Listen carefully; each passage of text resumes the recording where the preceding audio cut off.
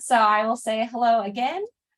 This will be a very informal session to talk about the learning about protocol sessions that happened over the 2 previous days.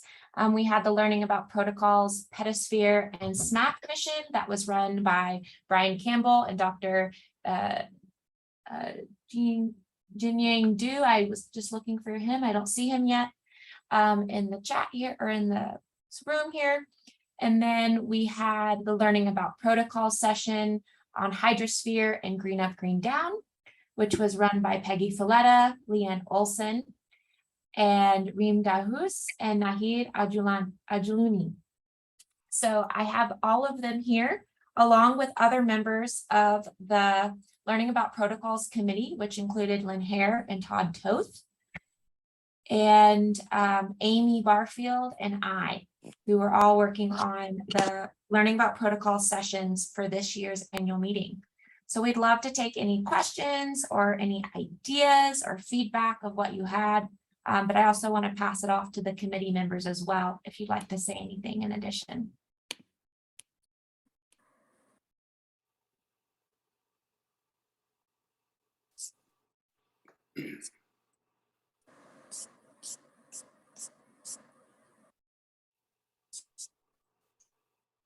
I liked this format this year.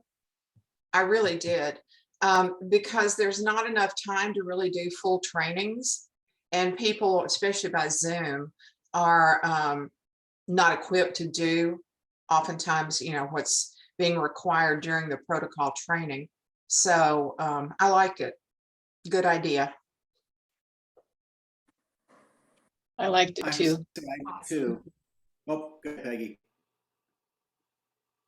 Yeah, I was just repeating what she said. I really enjoyed that. I also enjoyed the European phenology presentation this morning, because so much of GLOBE can be involved with that. I was very impressive.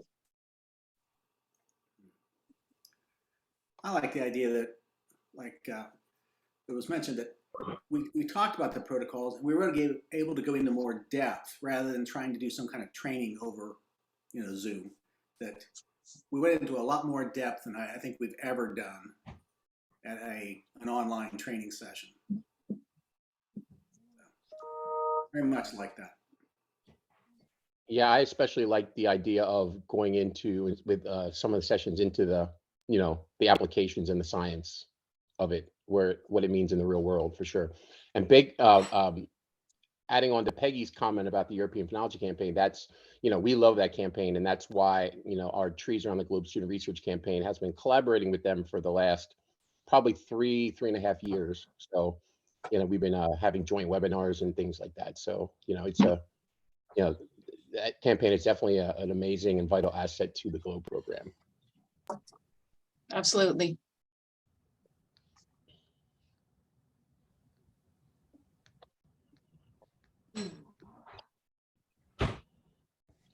And Grace, at some point, as I mentioned in the chat, I have to leave early because I'm giving another talk somewhere else. Yeah, no worries. Since this is being recorded, if I could take like a minute or two, maybe 3 minutes, and just show people how to find that SMAP data quickly on the NASA view, because I know a lot of people go ahead and do that. Okay, yeah, I know a lot of people asked about it, and the PowerPoint was acting funky on Tuesday, so it wouldn't let me go back to the regular cursor versus that. So can I do that now? Yeah, go for it. That sounds good, Brian. Yeah. Okay, cool. Let me share my screen here.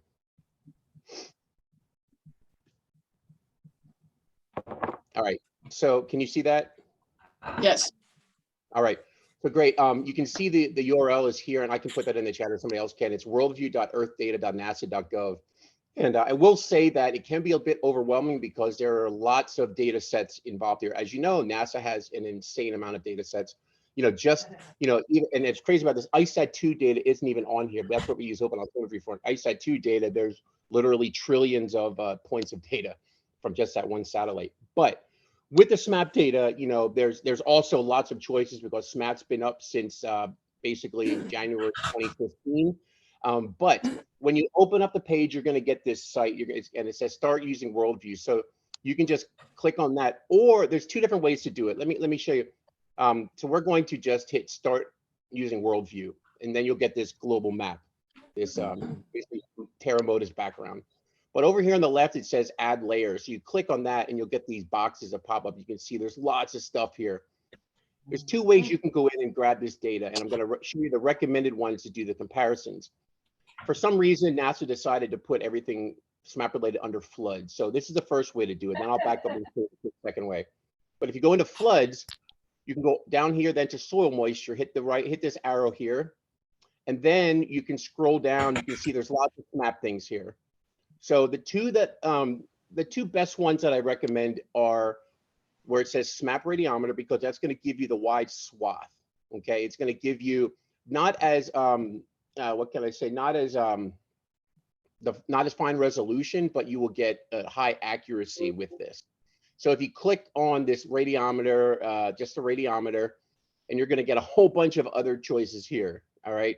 So we're just going to grab, one of the ones, and I had it in the PowerPoint, but we're just going to grab one here, and it's going to be, the soil moisture 9-kilometer L3 passive day. So when you click on that, it'll pop up on the left side, and then you can just exit that, and you'll see on the bottom there is basically a calendar. It's a sliding bar, and when you click on a specific day, let's say let's just randomly grab here. You took an observation, let's say someone in, there's lots of stuff in Europe here. So we're going to go over here. So you can see that, let's just say this is, what was this date again? This was 17 May 2022. So then what you can do is, and remember, this is an estimation because it's basically a 9-kilometer resolution. So it's an estimation. So you can, if you took an observation with a SMAP block pattern protocol here, you can then, basically zoom into your location, where you are, as best you can. And then as you scroll over, I'm not going to zoom in any further, but as you scroll over, you'll see this legend here, this bar changing. And this is how you can match up, because this is the number, the cubic centimeter by cubic centimeter that you get with a SMAP block pattern protocol. So if, you took an observation, then you can find your location on this map. Once again, this is an estimation because of the resolution of it, but you can actually go on here and, try to match up the best, see how it matches up the best possible. All right. So that's just one way to do it. And the other way to find it is, and I'm just going to get rid of this layer and go back to add layers again. And in the search box up here, you can just type in SMAP. All right. And then you'll get the same things here. The other one that I recommend is what's called the SMAP Sentinel-1 data. That is a combination of the SMAP radiometer data with the Sentinel-1 radar data from the European Space Agency. And we have this because, as I mentioned in the presentation on Tuesday, about 3 months after the launch of SMAP, the radar failed. So we had to find a way to get that radar data, because that combined radar radiometer data, it provides high resolution, high accuracy data. All right. Then you can do that. You can just, you can click on that. And if you click on that, it'll add that layer on there too. And you'll see that the swaths are a little finer. Okay, you'll see the little finer. Actually, let's zoom out here so you can see a little finer than the other ones, but you can basically do the same ones. But with this one, even though the swath is finer, you will get a better resolution when you zoom in. So that's what I want to, and if you're somebody who's bold enough to want to look at the raw SMAP data, you can go to the actual SMAP website. It's based at JPL, Jet Propulsion Laboratory. And when you go to data, you can then click on data products. And then if you want the different level data, there's level 0 data all the way up to level 4 data. Level 0 data is that completely raw data, which is really hard to work with if you don't have the right programs. So I just wanted to showcase that and get that on the recording so people who may not be able to be here today can check that out. So, all right, I will stop sharing now. Thanks, Brian. Appreciate it. Sure. So we had a few questions come up in the chat. I know, Joan, you're answering a few questions about calibration that you showed during your soil video. So thank you for doing that and sharing the calibration guide for Andrea there. I also want to invite, I think, Brian, we have a question for you about the data can you grab a second data set at the same time as the Sentinel data from Mike? I don't know if Mike, if you want to elaborate at all on that. Yeah, I totally get what Mike said, getting at. Yes, you can put on basically as many data sets as you want, and they kind of overlay each other. So yeah, so if you want the Sentinel-1, SMAP Sentinel-1 data, and then say you're looking up precipitation data at the same time and all that, you can just go into that add data layer, and then they will all populate on that left side, and then you'll see all those data sets on the map. Does it adjust the slider, the time sliders to where the two layers are incident to each other? It does. And what you can also do is, and you might have seen on Tuesday that I had two little animated GIFs. If you have a specific, section of data, say you want to look at it from August 2021 to today, you can then create a GIF with that data set and just, showing that change over time over that period. That's cool. Thanks. There's Thanks. lots of things you can do on that. If you have any other questions, Mike, you know how to get a hold of me. So I do. yes. Thanks for that question, Mike. Any other questions regarding SMAP, since we're on this topic?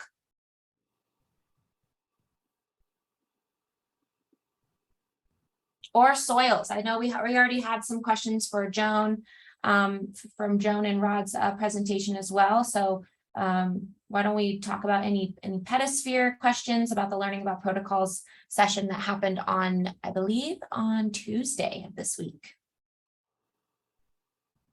There was a calibration question about the soil thermometer, and my understanding is you calibrate your calibration thermometer and then you compare it to your soil thermometer and adjust the soil thermometer to your calibration thermometer. So yeah, Peggy, I think Joan dropped the calibration guide into the link for the soil thermometer because she made a note that it's a bit different. So if you're using an alcohol thermometer versus a soil thermometer.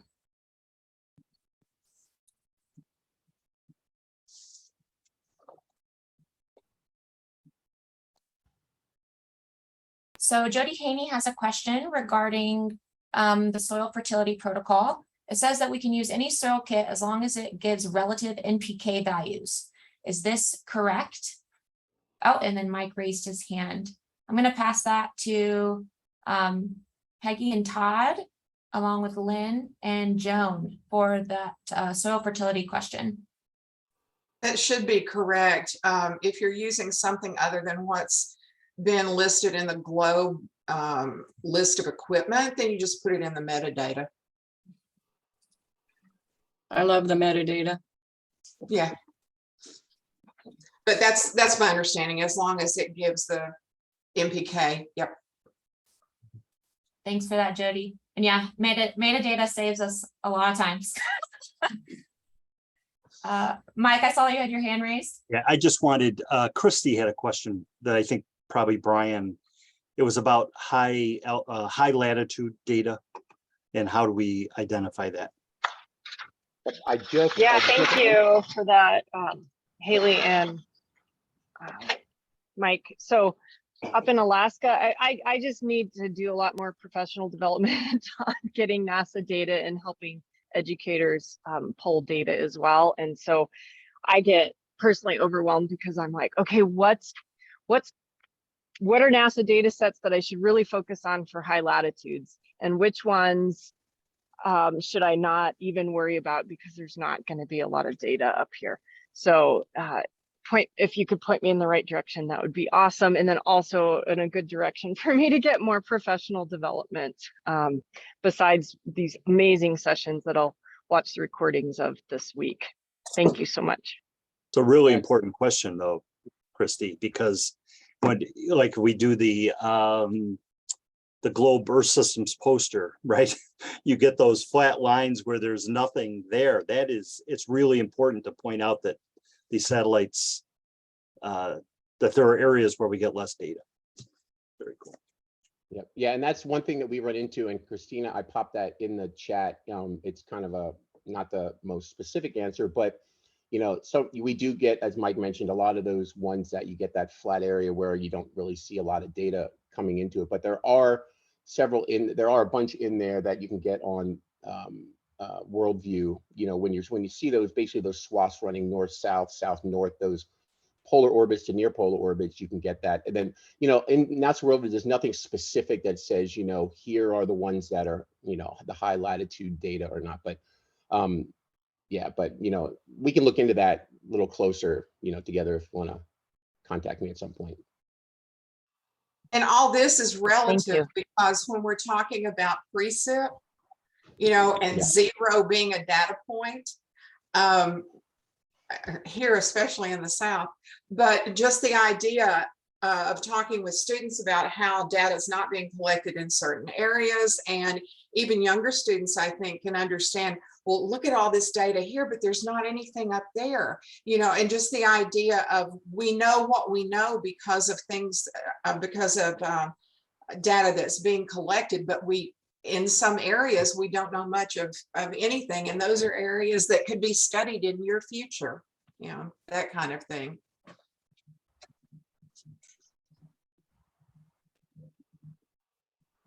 It's a great point, Len. Just keep expanding all of our data points. Any other questions regarding pedosphere? And then I will change the directions a bit so we can focus a bit on hydrosphere and green up, green down.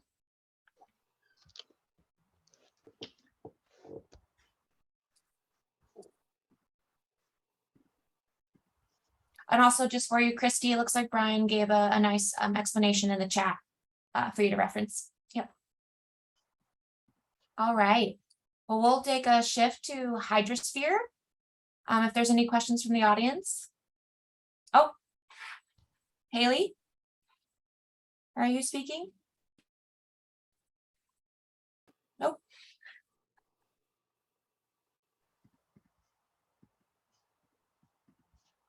Well, I have a question for, it's more of a personal question for Peggy and Leanne. Because I know that you were once a student of Peggy's, Leanne, and I wanted to know, like, how was it working on this project together and being able to kind of reminisce about these pieces, and then also you bring your students to these places. I'm just curious about the experience. Yeah, you know, it's been great. You know, I work pretty closely with Peggy anyway throughout every year. I'm always taking students over to Elkhorn Slough and kind of introducing them to what I experienced when I was in high school. So just trying to keep that going at Kingsburg, and it's always great to be able to just hang out with her and her family, and be able to get over to the coast when it's 100+ degrees over here. So I can't complain. We got that Murphy bed. Yeah. The things we were talking about, you know, it reminded us of specific instances with her friends as my students. And when Terrence came from NASA Goddard and brought this satellite receiver so we could communicate to the world through satellites, and we had to time when the satellite was over Yosemite Valley, which has these, you know, 3,000-foot rocks, and it was a narrow band, and when the kids could talk. And Dave Brown, I don't know if you remember Dave Brown, he was a tech guy there. He was out there in the field. I didn't put the pictures in of them and behind the scenes doing all the tech, but yeah, for me, it was a lot of fun. I'm very proud of Leanne. She's amazing. Well, then that was my first experience in Yosemite. So I got to spend a whole week in Yosemite as my first experience. So that's, I think, what I always try to get my students to do, whether it's through programs like Nature Bridge with the National Park System, or just taking kids up there on a field trip for a day, just trying to get them to experience this place that's so close to us, but yet so many kids haven't been to. So. I'm sure everybody here can relate to that. Kids not getting outside near where they live. 5 miles from the ocean and never seen it. Things like that. Loeb's there for us.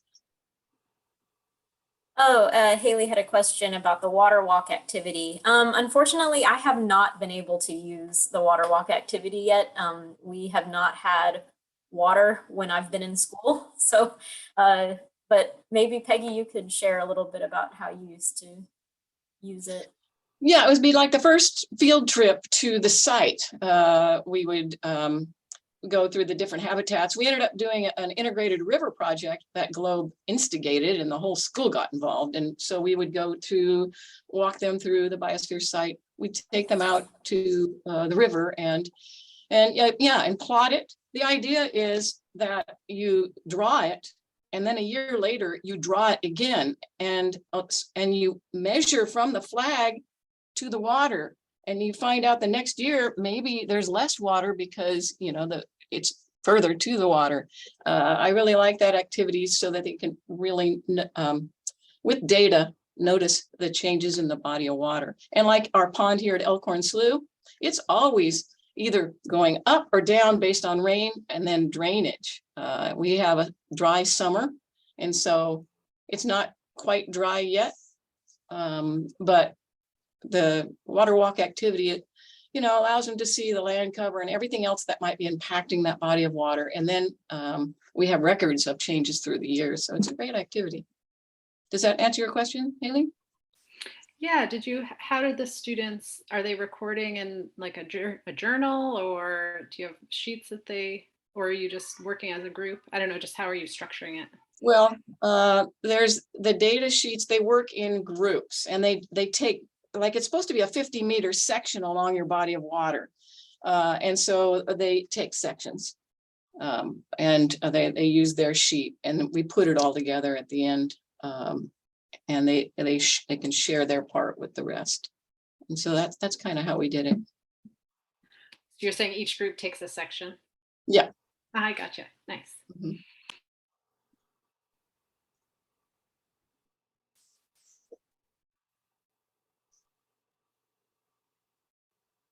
Oh, go Grace, ahead. can I back up just a little bit for soils? Because we've got a question about NPK and buying the NPK kits in the US, and they're considered hazardous materials to go Mhm. overseas. Once again, this would be something, now the scientist working group would definitely be ones to ask about other digital meters, but you could also use a digital meter instead of the tablet kits that are recommended. You would just once again put in the metadata what meter you're using. But I think there is the science working group is working on more electronic types of equipment that can be used, because some are even more accurate than what has been used in the past. So there is going to be a little bit of extension, I think, to some of the equipment. Mhm. You are correct, Lynn. There's some audits happening about instrumentation, but I think it's also good to show that you can use other instrumentation because of availability and what's accessible in your country or for your school. And just like Lynn mentioned, to put it in the metadata so we know what's being used and we can see how it's compared. But we know those are sometimes limitations for a lot of students or students and teachers around the world. So really whatever you have available and what you have access to, just make sure that you mention it and when you're recording that data.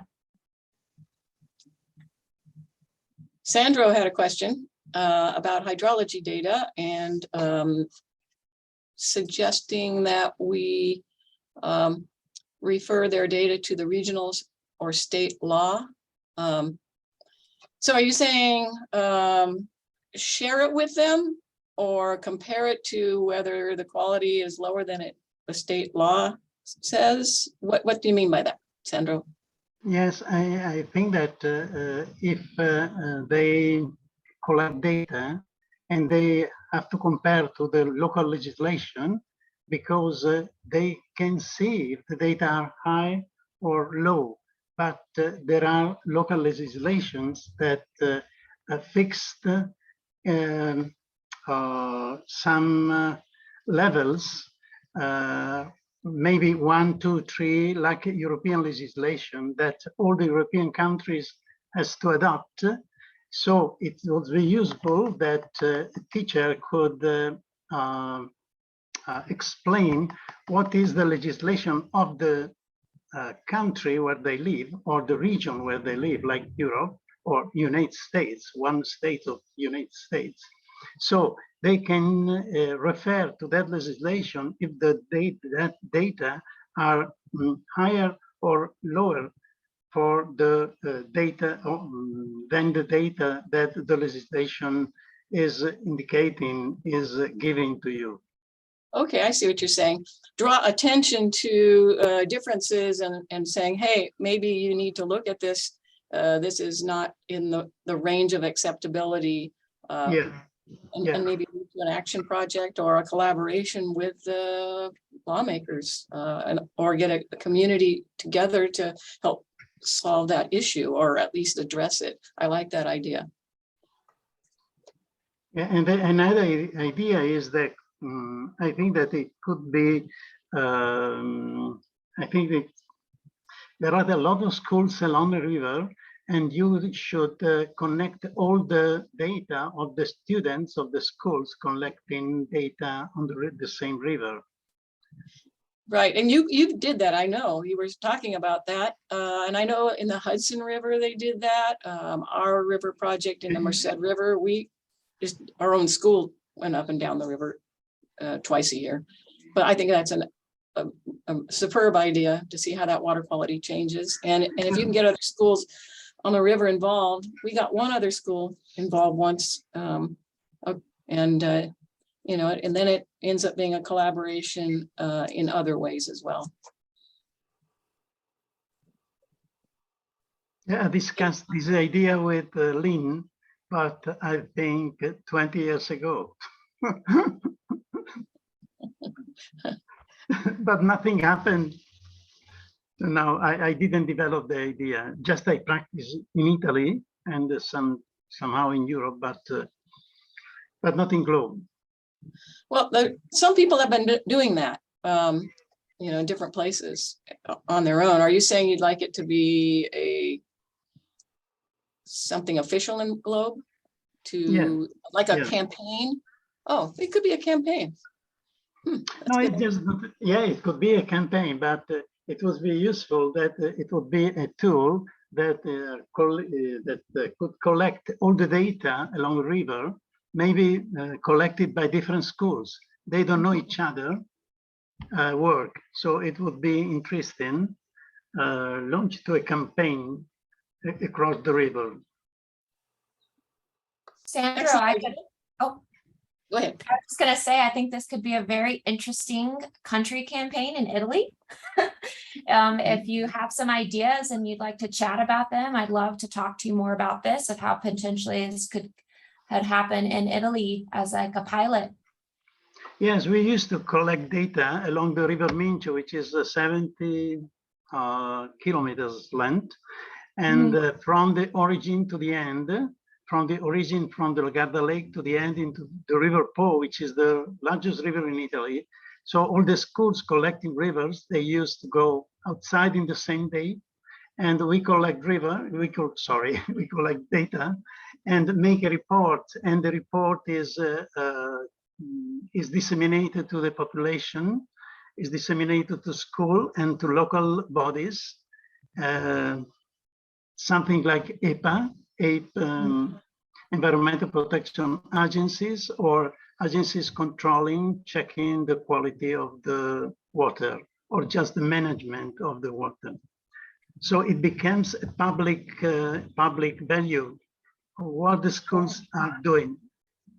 Yeah, it becomes public record. I think that's a great model, Sandro. So if we could, it'd be great to share that with, it's great that you're mentioning it here, but the format that you used, that the teachers followed and everything would be really great resource, I think, for other countries as well to potentially implement as a country or regional campaign.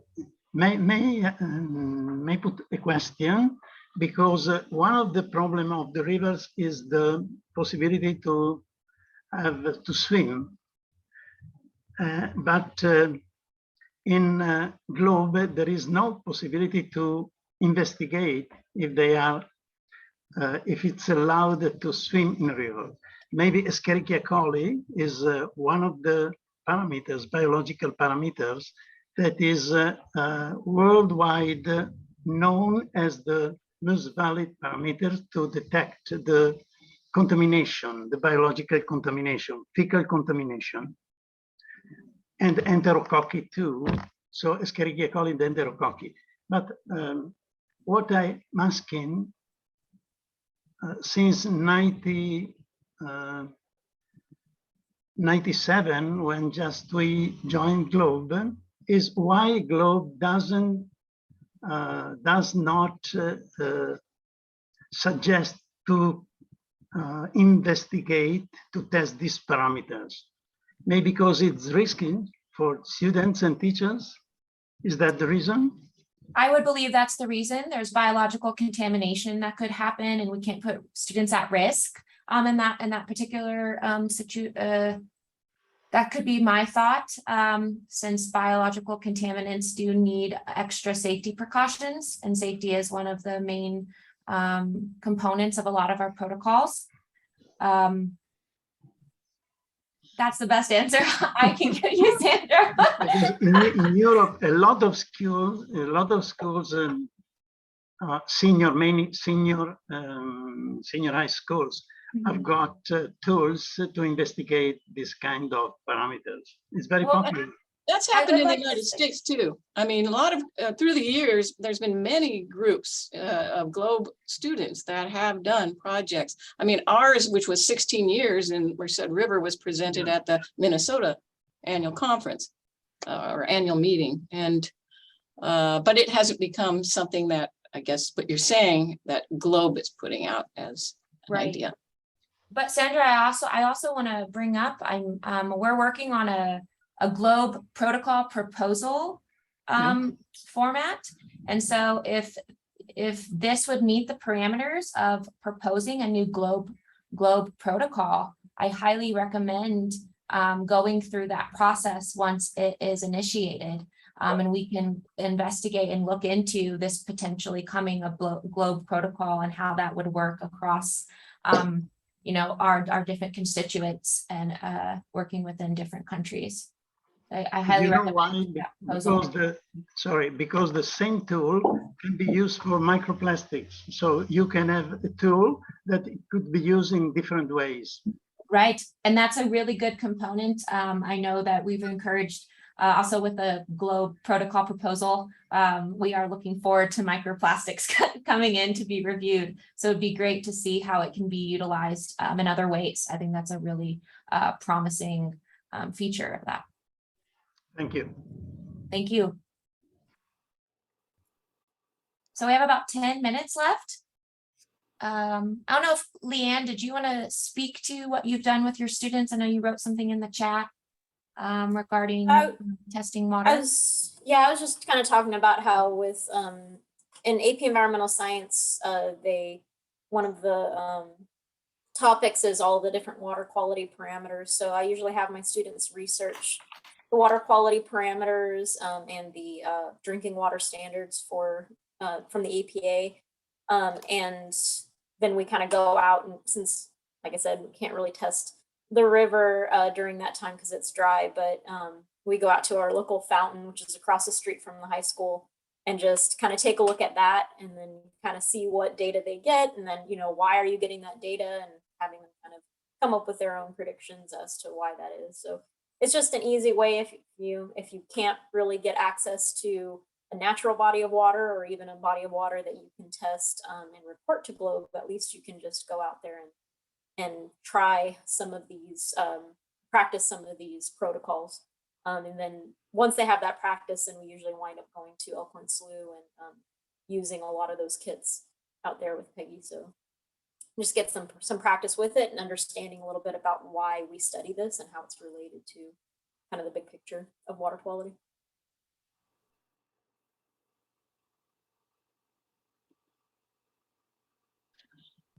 They apparently, I found out at this meeting that the salinity titration, is it the titration? Is that what's ending? Is this salinity titration? That would be the kit, right? Not the hydrometer. I was proposing that a refractometer should be an instrument that's accepted by GLOBE, because to do salinity, which we do all the time in our brackish slough, we don't take the graduated cylinder down to the bridge and do our hydrometer We have a refractometer, and the specifications in that instrument fall within the acceptability of the other method. The science group is looking at it now, but it sure would be nice to be able to collect that data with a tool that's viable, so that that data can be reported. And it's so easy to use. My kids love it. That's like one of their favorite tools to use out there. Plus, it has a great concept in it with the prism that the water goes through, and the more salt it bends the light more, kind of like when you put a pole in the swimming pool and you see when the pole gets to the water, it seems to bend. So there's good science in it. There's good science in the hydrometer, but the refractometer is so practical. And it'd be nice to have more saltwater, ocean, estuary groups, or maybe at least invite them with, well, there is an ocean protocol. I haven't actually spent a lot of time with that one yet, but that's probably worth looking at. And I really like the microplastics that Sandra is working on for people that live along the ocean. So I'm really a proponent of including more for the ocean. And Peggy, is that refractometer very expensive? no. That's good. I think it's like within $100. I think it might be less. Okay. And just to speak to the refractometer, as Peggy mentioned, the science working group is looking into the use of the refractometer for these purposes. And it, you know, if it's approved and these things like this, it could potentially become an instrument that's like an optional use, or like another instrument that's available to do this particular type of protocols. So that's kind of what we mentioned earlier about, you know, like the NPK kits. Like there's several different types of ways in which you can measure NPK, as long as it's just recorded in the metadata of the GLOBE protocol. But I also, Peggy, I love that you plugged the ocean. So we have an oceans protocol bundle. I'm going to drop the link down in the chat. Love to see some more traction with this as well. I'll be looking into that in detail real soon. Awesome. And waiting to hear more about the microplastics. All right, we have about 5 minutes left. I was wondering if anyone has any other questions? Green up, green down. And green up, green down. Yeah. I know Nahid is here. I don't think Reem was able to join us today, but I think she couldn't get in because her name wasn't on the list or something. I don't know. But anyway, I wanted to say that I think she did a really good job yesterday, even though her English is not really perfect, but I think she got the message through. And just to let everyone know that she is very new to GLOBE. I had to give her a crash course in all the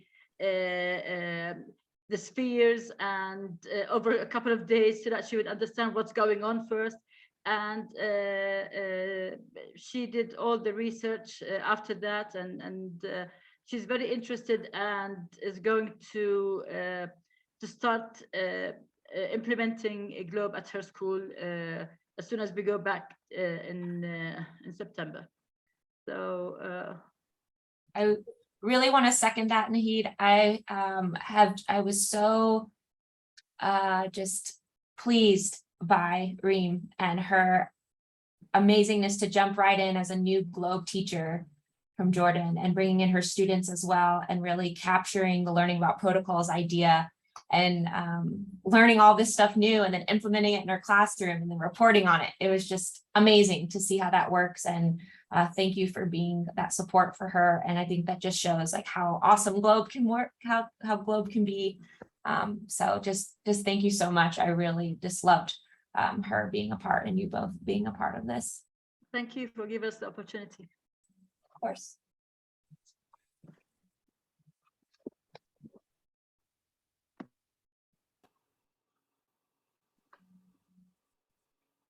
It's like there's some chat about grants. I think there was some question, chat about the expense of some of the instruments. And so there's an encouragement for y'all to look at YLACES. There's a lot of funding for international groups with YLACES. I know Dixon gave a presentation about this yesterday, but there are these funding sources that are, have a connection with Globe and support Globe teachers and allow for those funding to help with instrumentation and the implementation of Globe in your classrooms.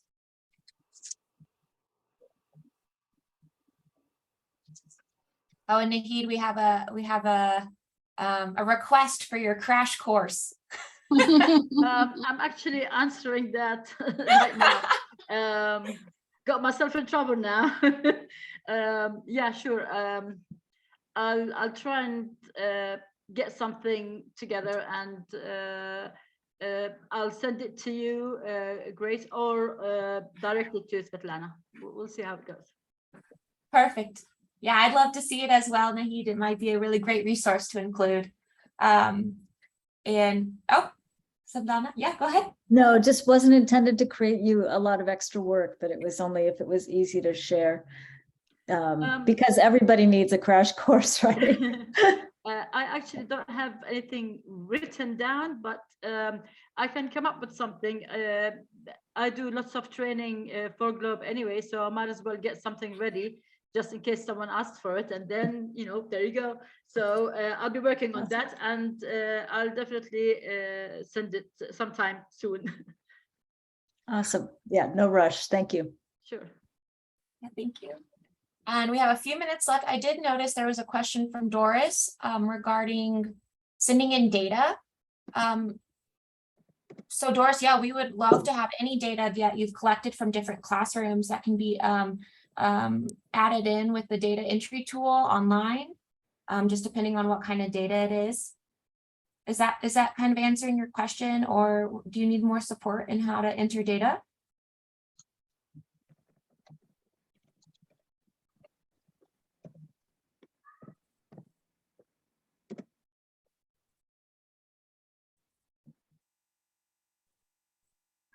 If so, you can always reach out. I'll put our data help team as globehelp@ucar.edu, and then you can always find our data analysis is Greg, and I'm the science lead on the team, so you can always reach out to us if you have any questions about data entry or how to do so.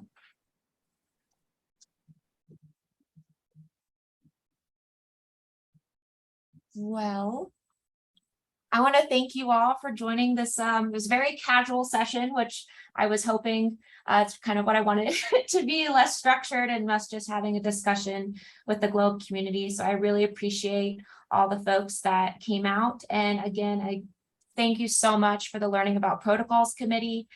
Just let everyone know we all started working together, I think back in May, on gathering materials and getting these presentations ready for the annual meeting. So I just am so appreciative of the entire committee and the presenters that came in. Y'all just really ran with this, maybe this wild idea that we had this year that was a little bit different, and made it beautiful and created resources that we'll be able to share from here on out. So thank you so much again. If you have any other questions, I encourage y'all you can email any of us probably directly, or feel free to put them in the chat in Pathable. I know I didn't get to maybe answer all of your questions. So yes, please feel free to reach out to us. Thank you, everyone. We have one more session prior to the closing reception, which is the working group report outs. So in the working group breakout rooms. So feel free to join that and hear more from what the working groups have been up to over the past year. All right, y'all. Have a good one. See ya.